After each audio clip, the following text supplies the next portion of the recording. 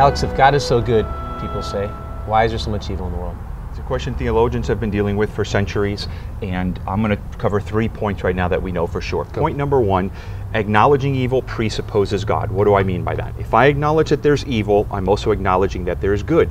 If I acknowledge that there's good and evil, I acknowledge a moral law.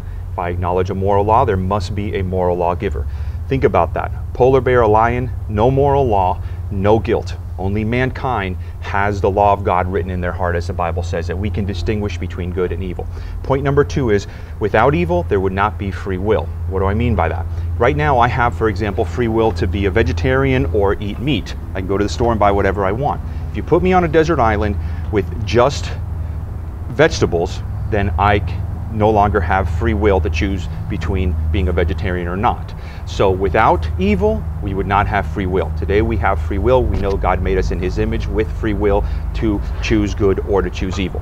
Point number 3 is that God is holy. God does not have any evil in Him, but God uses evil primarily for 2 purposes: to punish sin or to correct the believer. Let me read from James chapter 1.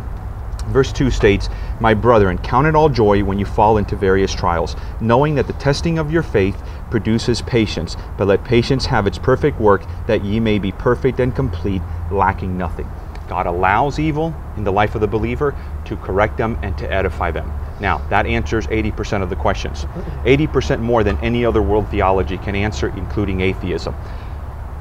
20%, there does come a time in a believer's life where they may not have the right answer. And there comes a time in the believer's life when they have to use faith when facing evil, or facing trials, or facing pain and suffering.